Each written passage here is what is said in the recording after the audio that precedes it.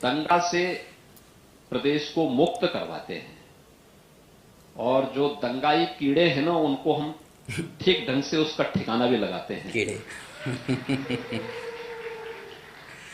ये दंगा हमारी प्रवृत्ति नहीं है।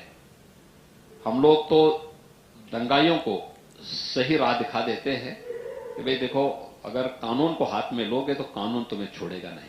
योगी जी, अखिलेश यादव कल आजम खान से मिलकर आए और उसके बाद उन्होंने बयान दिया कि इतना बड़ा राजनीतिक परिवार, पूरे परिवार पर आप लोगों ने एक तरह से अत्याचार किया, झूठे मुकदमे बनाए कि पूरे के पूरे, उन्होंने कहा कि पूरे देश भर में ऐसा शायद ही कोई उदाहरण देखने को मिले। देखिए, ये तो उनके कर्म, उनको मुकदमे में अपराधी बनाया होगा।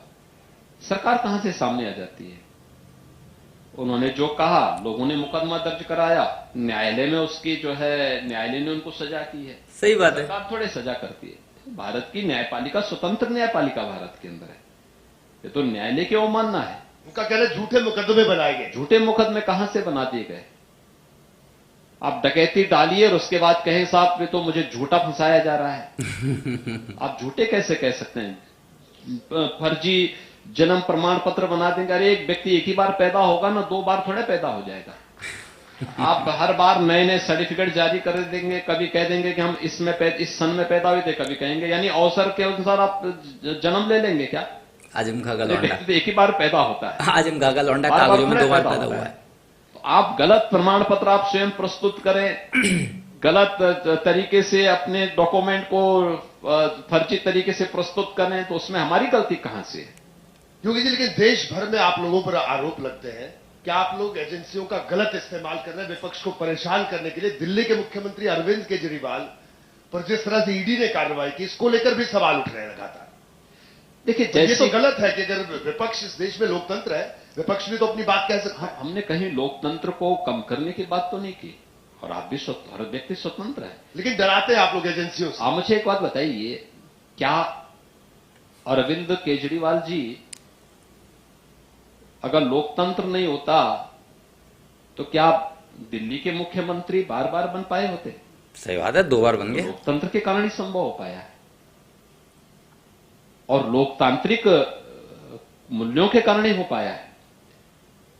लेकिन लोकतंत्र में किसी व्यक्ति को, किसी पार्टी को या किसी संस्था को डकैती डालने की छूट तो नहीं है। हम लोग मालिक नहीं हो सकते।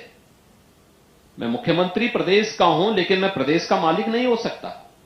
अगर नियम विरुद्ध में कोई आचरण करता हूं तो मुझ पर भी वो कानून उतना ही लागू होता है जितना किसी अन्य पे लागू होता है।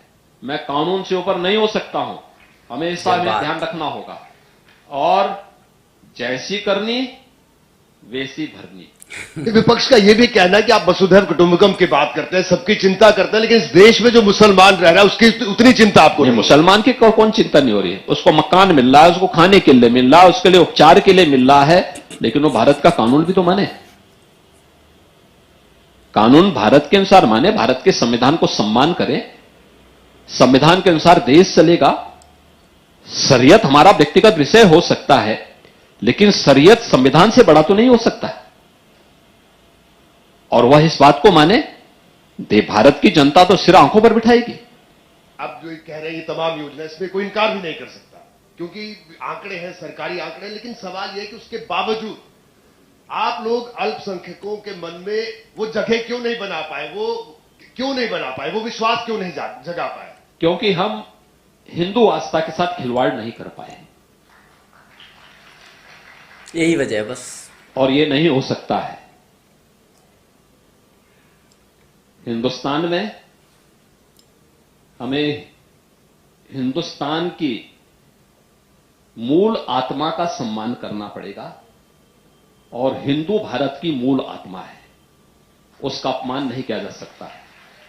जिनको एक गलतफहमी होगी कि हम इस भावना, इस आत्मा का अपमान करके वोट बैंक की राजनीति करेंगे, ऐसी राजनीति को ठोकर मार करके बाहर जाएंगे। क्या बात है। हम अपने मूल्यों के आधार पर, बात है, देश की सुरक्षा की कीमत पर या हिंदू आस्था के सवाल पर किसी के साथ कोई समझौता नहीं कर सकते हैं। इन भावनाओं का सम्मान करते हुए हम कार्य करेंगे, और हमें प्रसन्नता है कि हम लोग अपने मुद्दों पर अडिग हैं और ईश्वर की कृपा और जनता जनार्दन का आशीर्वाद हम लोगों के साथ में है। हम लोग सफलतापूर्वक मोदी जी के नेतृत्व में आज अपनी राह आगे बढ़ाते जा रहे हैं।